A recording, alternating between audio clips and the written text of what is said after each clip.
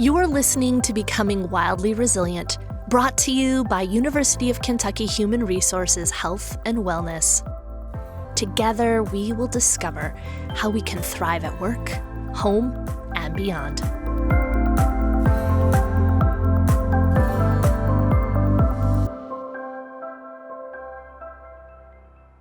Hello, everyone. I'm Amy Rodquist Kodet, health coach with the University of Kentucky Health and Wellness Program. Welcome to Becoming Wildly Resilient Practices, where we explore research-based tools that help us stay steady, curious, and whole, even when life feels like a whole lot. Earlier this month, in the Becoming Wildly Resilient conversation, Tammy Aiken and Dr. Monica Monday explored how volunteering strengthens well-being through three main themes: give, grow, and connect. Today, I wanted to build on that and offer a simple research-based practice you can try this week. Because volunteering isn't just generous. It's neurologically regulating and is one of the most studied pathways to increasing our purpose. So, why is volunteering such a resilience tool? Large population studies published in journals like the Social Science and Medicine and JAMA Network consistently show that people who volunteer report lower rates of depression, greater life satisfaction, increased sense of purpose, and, in longitudinal studies, even longer life expectancy. Researchers like Michael Steger, who study meaning in life, have shown that purpose acts as a buffer against stress. Basically, when we feel useful and purposeful and needed, stress doesn't hit us quite as hard.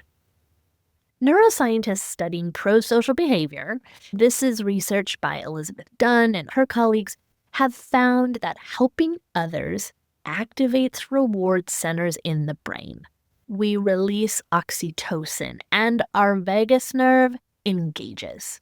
Therefore, our stress response settles and softens. If you've been feeling burned out, disconnected, or just feeling stuck, service may not be one more thing to add.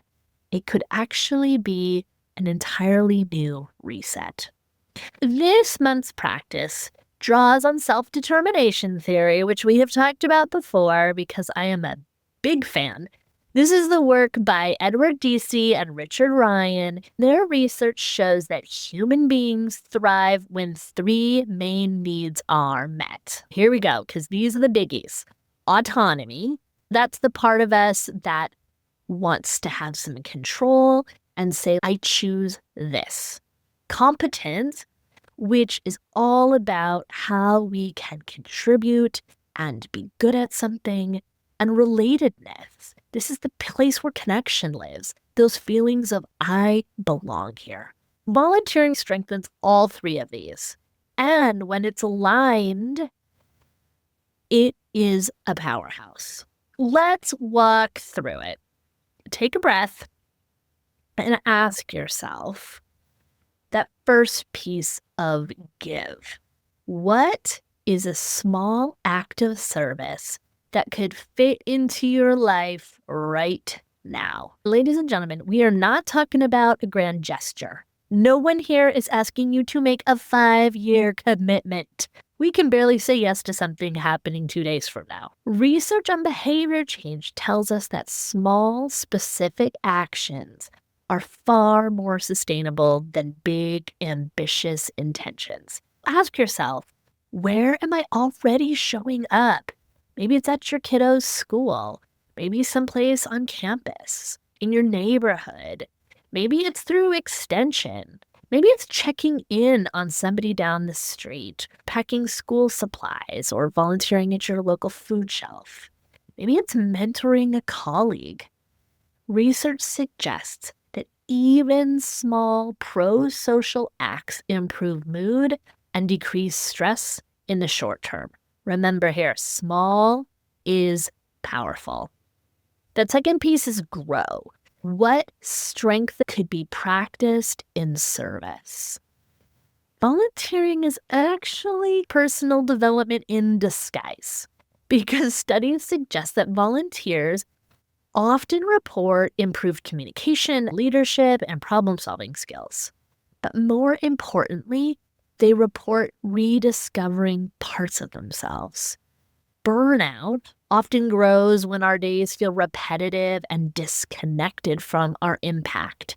But service interrupts that rhythm. It introduces new faces, new conversations, and new perspectives. And in doing so, it reminds us that we're capable and we're needed. So growth tied to contribution feels way more energizing than it does draining. And lastly, that third piece is connect. Who might we serve through shared purpose? Belonging is one of the strongest predictors of well-being. All of that research in social psychology consistently shows that authentic connection protects both physical health and our mental health.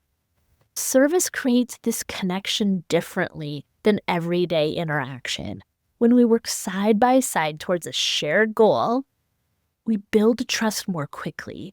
And there's something about shared effort that can deepen social connective bonds, especially in times of transition.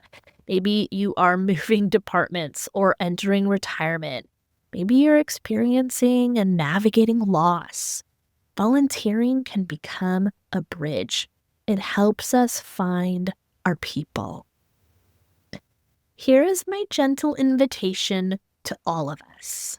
If you're listening and you're thinking, Amy, I do not have time. I don't even know where to start. Remember what Dr. Monday shared. Volunteering doesn't have to be big. Research confirms that consistency matters more than intensity.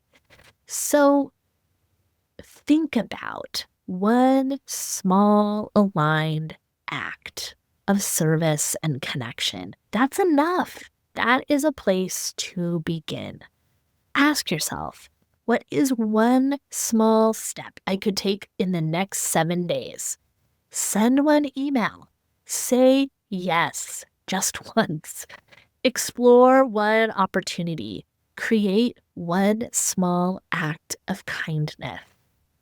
All of this counts as volunteering. It doesn't have to be this extra heavy lift. It is a pathway, a way to give meaningfully, to grow purposefully, and to connect in an authentic way. When we give and when we grow and when we connect, we don't just strengthen ourselves, we strengthen the communities that hold us. And in times like that, connection in our community is more important than ever. So until next time, keep giving, keep growing, and keep connecting, because that's how we become more wildly resilient. Take care and be well.